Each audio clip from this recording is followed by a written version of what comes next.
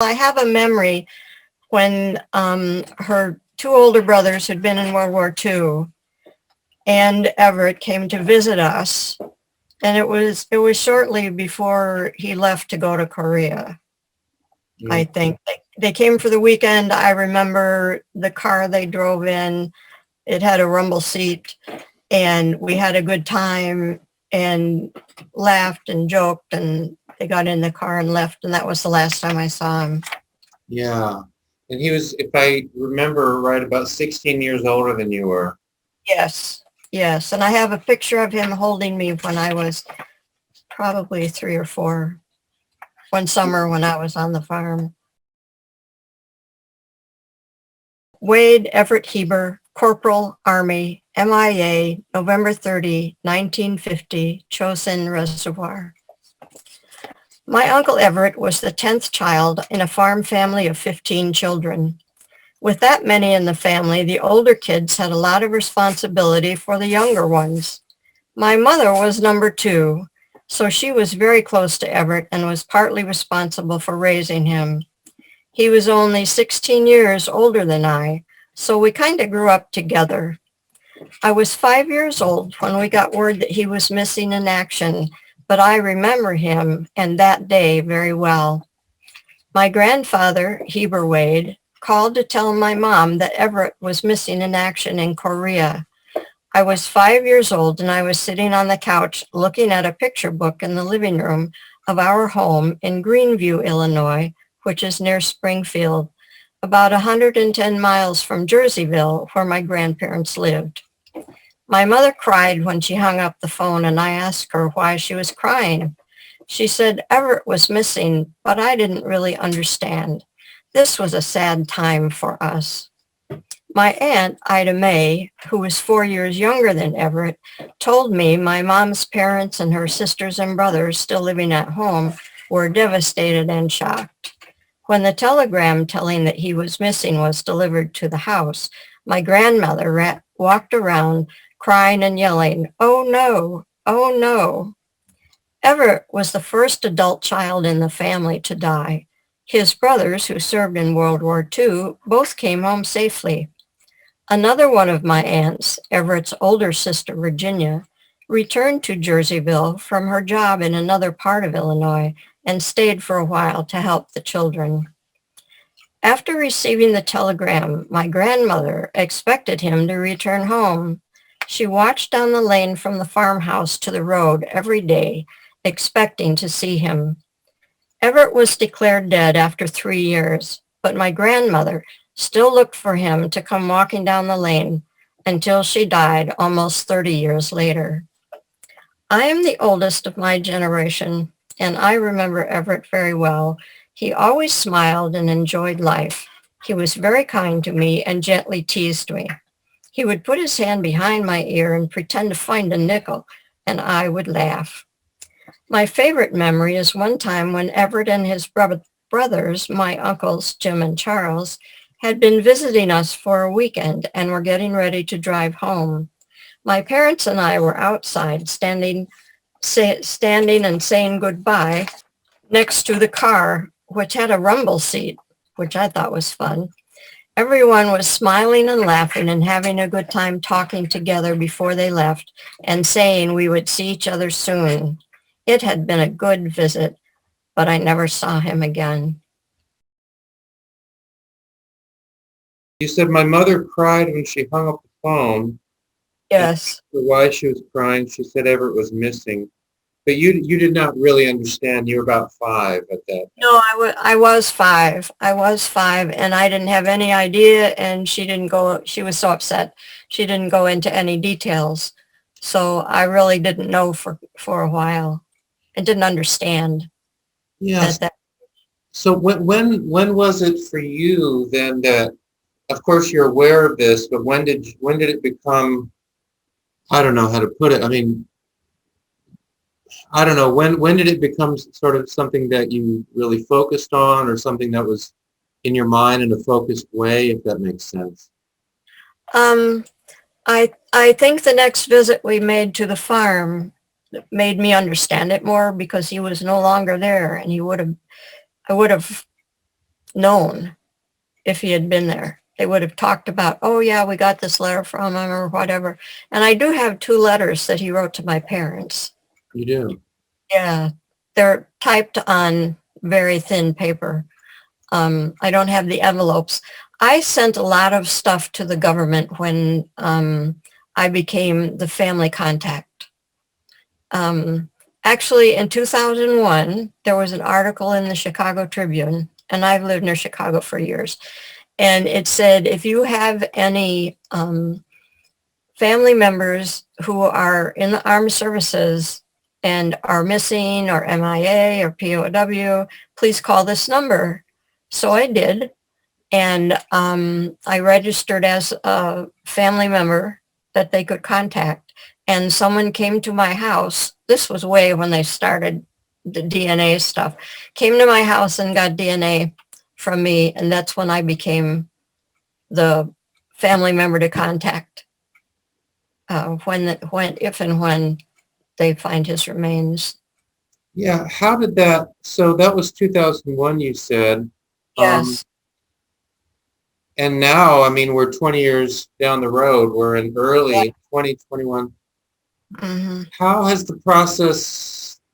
Has there been a process since then, or what has happened since then in terms of the case, in terms of Everett's case? Okay, by being a family contact member, the government has started, and this is not just Army, it's any service.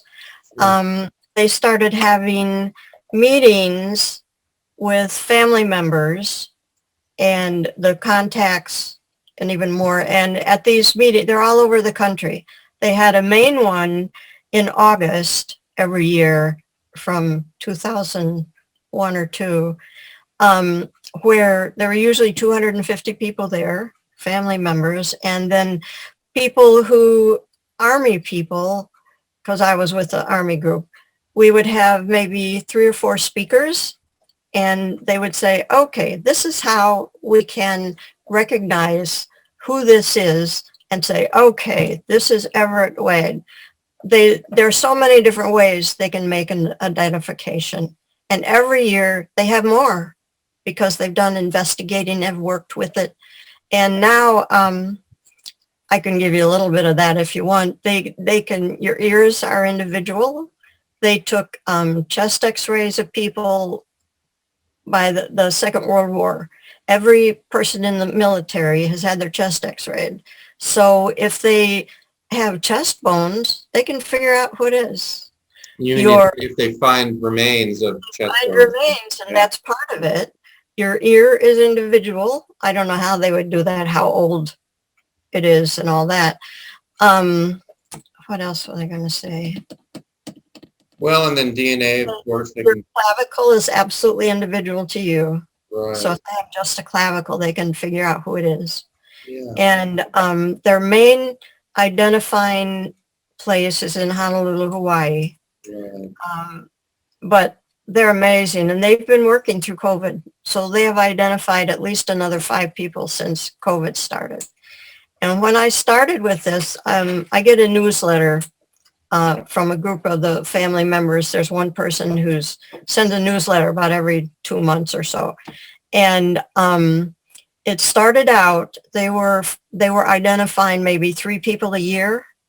And I think they did 15 this year, which is amazing, even though it's a long time, but they're more able to identify remains than ever before. And people from all over the world send remains to us in Hawaii to identify people. They have stuff from England, any other country in the world, because our identification service is the best in the world.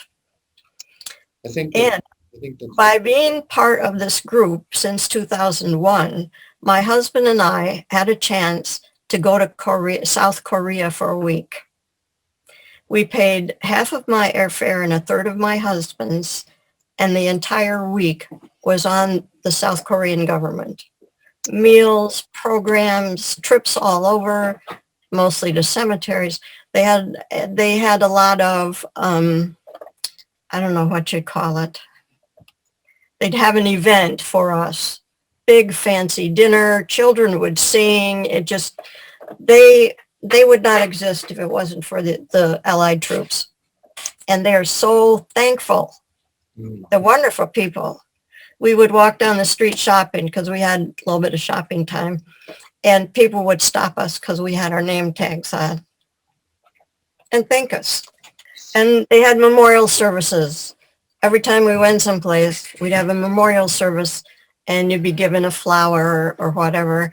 And they have all of the names, all the MIA and deceased people from every country are on some huge plaques at a cemetery in a big, huge memorial building for all the people who fought for them.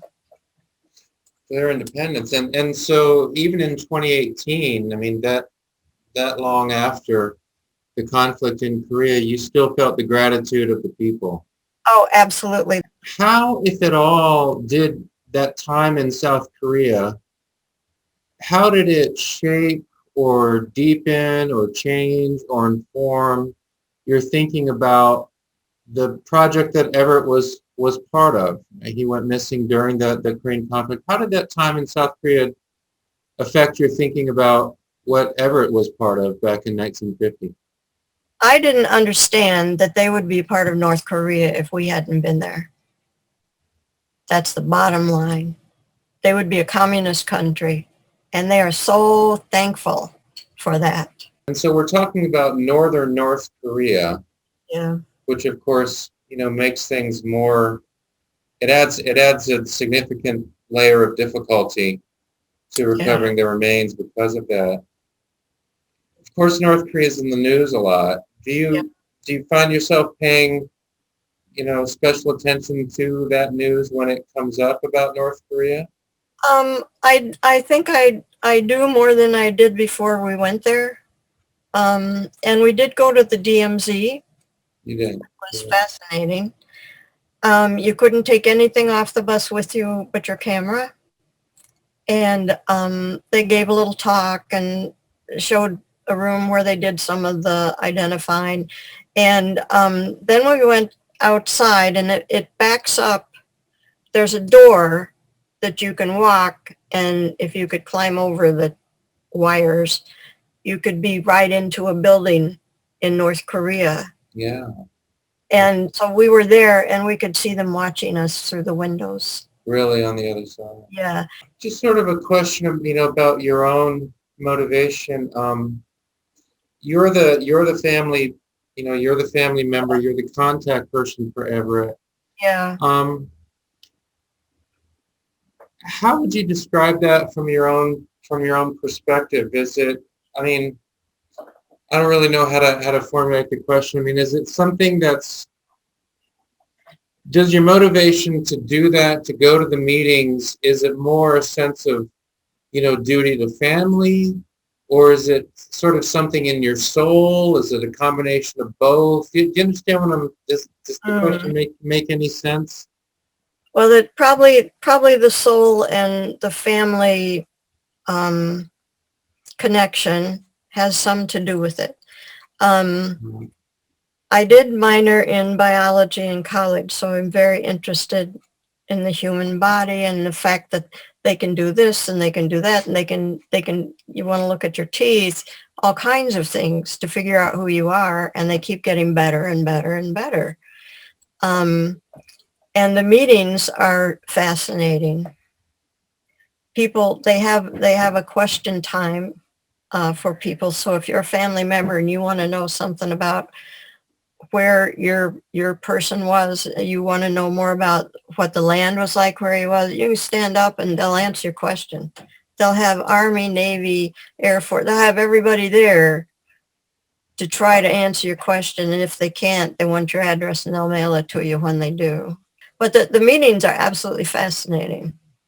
They have a lot of free stuff, free information, books and things, and they get everybody's DNA they possibly can, because they need male and female DNA to make sure if they have the DNA, it's that right person. Yeah. So his sisters and one cousin he's a man, gave DNA so there would be female and male Hmm. DNA to check. Yeah, and you're talking about meetings that are organized by the Defense Department's POW MIA Yeah, accounting agency. Yeah. yeah, yeah, It absolutely. sounds like you're very impressed with their work. Oh, absolutely. And since the first one in 2001, they find more and more ways to identify somebody every single year. It's fascinating. Do you, I mean, by now you understand the challenges. Yes. And as we've said, just the challenges of remains over nearly 71 years, and then you Yeah. add the additional layer of remains in North Korea. I mean, there's no underestimating the challenges. You Yeah. know, you see the challenges. Do you still feel hopeful? Yes, I do. I don't know if that's reasonable or not. Um, Is it just a follow up on that? Is it the because you've mentioned a few times now that you seem to be or you've stated clearly that you're really impressed with this agency, the yeah, accounting agency. Is that part of the thing that keeps you hopeful that the people on the job are really competent? I think so. Yeah. Now they Mm. are not able to go into North Korea at the present time. Um, but the people who do the digging and whatever, they talk to people. Now most of them are dead by now, but several years ago they were still able to find somebody. I lived here. They my garage wasn't here, and I know they buried people under where I put my garage. So we took down the garage, found the remains, and built them a new garage. Wow. Yeah. So Yeah. we want to leave them the way they were when Sure. before we got here, and they have helped us a great deal. Just the plain citizens, if Yeah, they can you're talking about the investigators from the get agency that investigated. go and Hmm. talk to people Yeah, and they need to do what they do to get their remains, but you're saying but they want to make sure that they cause as little damage to the locals as possible while they're yeah. So that the word will get out. It's okay if you let these people dig in your yard because they're going to make it look beautiful before they leave. leave it better So than people are more willing to cooperate with us. sure, leave it better than you found it. Yeah. Just a couple more questions. Sure. You mentioned what I thought was a pretty powerful moment in what you read.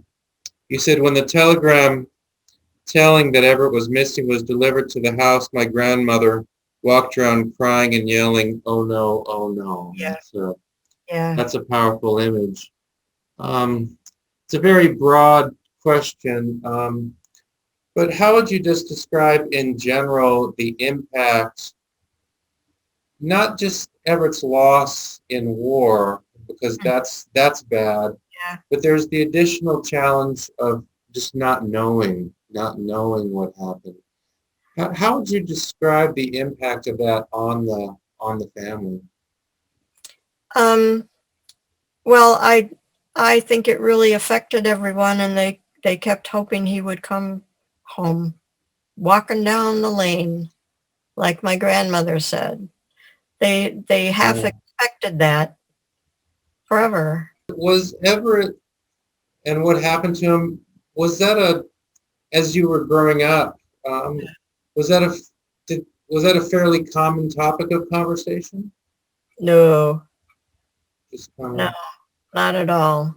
Um, in fact, and I never understood this, um, when someone directly in the family dies, they don't talk about him anymore. oh, Our our son died, and even my mother would never. She wouldn't say his name. She wouldn't talk about him. It was like they didn't exist. Her father died. She never mentioned him again. I don't understand that, but that's the way they are. I talk about our son all the time, so hmm, and my family members. That doesn't bother me. Um, and I'm not sure why I'm that different than my mother's family, but my dad's family does. it's a totally different attitude. What was your son's name?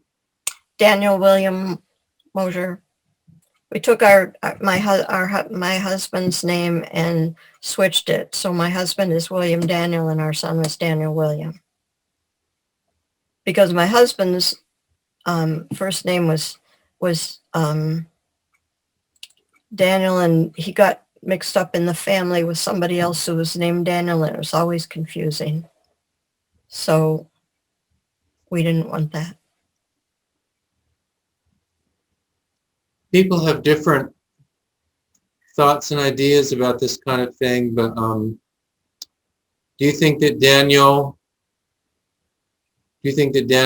and Everett have had a chance to meet up? I'm sure.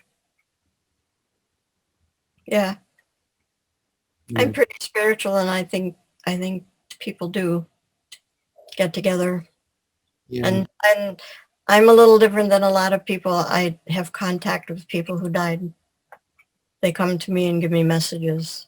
We had a friend whose son died, and I was in St. Paul's Cathedral in England, and it was a quiet time for prayer, and his voice just came to me and said, "Tell my mom I'm okay." So I did. I called her on the phone when we got home and told her. And that's an unusual thing. Have you ever heard from Everett?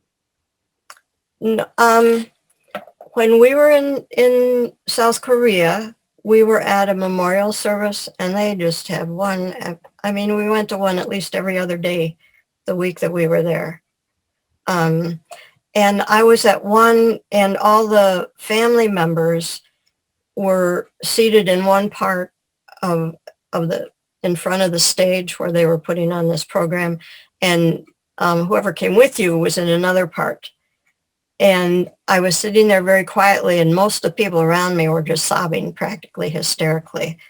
And I was trying not to pick up on all that sadness. And I heard his voice, and he said, "It's okay, just calm down." So I did. But that's the only time he's come to me. That Everett has. But I think he was with me when I was over there.